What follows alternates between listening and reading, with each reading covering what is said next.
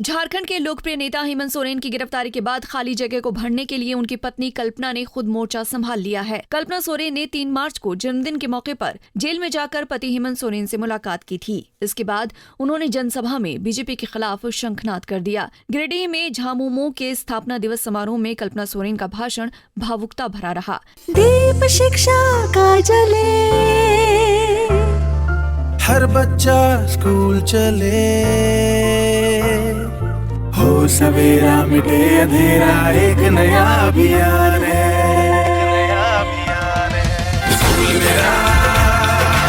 पंजाब के सरकारी स्कूल विश्व स्तरीय सुविधाओं से संपन्न हो रहे हैं। आप भी अपने बच्चे का दाखिला जरूर कराएं। बेहतर शिक्षा, बेहतर परिणाम, सरकारी स्कूल पंजाब का मान। झारखंड मुक्ति मोर्चा की राजनीति में गिरिडीह का खास महत्व रहा है, क्योंकि यहीं से दिशोम गुरु शिबू सोरेन ने महाजनी प्रथा के विरुद्ध शंखनाद किया था। कल्पना सोरेन ने आदिवासी महिलाओं की पारंपरिक साड़ी पहनकर पारसनाथ के जाहेर थान में विधिवत पूजा अर्चना की। इसके साथ ही कल्पना सोरेन ने एक जनसभा को भी संबोधित किया। भाषण देने के दौरान कल्पना सोरेन की आंखों से आंसू छलक आए। उन्होंने खुद को संभालने की पूरी कोशिश की, लेकिन वो अपने आंसुओं को रोक नहीं पाईं। आपके समक्ष में खड़ी हूँ बहुत ही भारी मन से।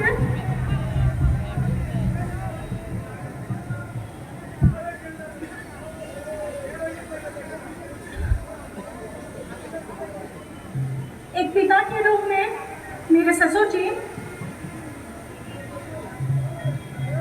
आज उनके आंसू के साथ मेरी सासू माँ, जो बहुत ही बीमार मृत हो चुकी है, वो भी बहुत आहत और परेशान है।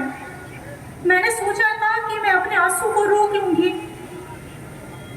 लेकिन आप लोगों का रास्ते भर से प्यार देखकर, आपका स्नेह देखकर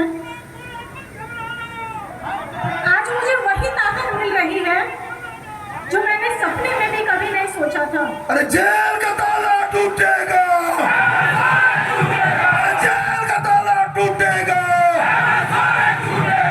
वहीं कल्पना सोरेन की आंखों में आंसू देखकर झारखंड मुक्ति मोर्चा के कार्यकर्ताओं की भावनाओं का भी ज्वार फूट पड़ा।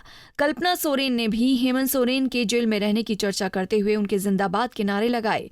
कल्पना सोरेन ने कहा कि दिल्ली में बैठे शासकों के दिल नहीं धड़कते हैं। उन्होंने कहा कि बीजेपी आदिवासी और अल्पसंख्यक समाज को कमजोर समझती है, इसीलिए हेमंत सोरेन को उनके पद से उतार दिया गया, लेकिन झारखंड में सरकार गिराने की उनकी मंशा विफल हो गई।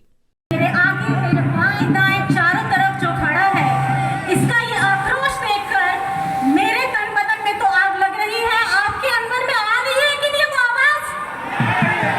तो जोर से चिल्लाकर ये बता दीजिए इस खुले मैदान से कि होटवार का जेल तक आवाज आए, आपके दादा के काम तक आवाज आए कि इतना प्यार, इतना सम्मान, इतना दिल में रखने वाला प्यार अगर है तो जोर से चिल्लाकर बोलिए, हेमंत सोरेन जिंदाबाद, हेमंत सोरेन जिंदाबाद, हेमंत सोरेन जिंदाबाद।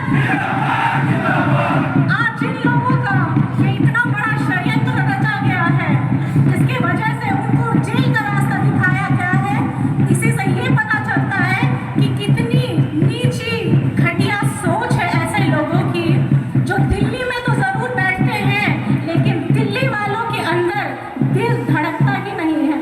क्यों? क्योंकि यहाँ बेचारे आदिवासी, दलित, अल्पसंख्यक, जिनको ये लोग कीड़ा समझते हैं, उसके वजह से इन्हें लगता है कि हम इनके साथ कुछ भी कर सकते हैं।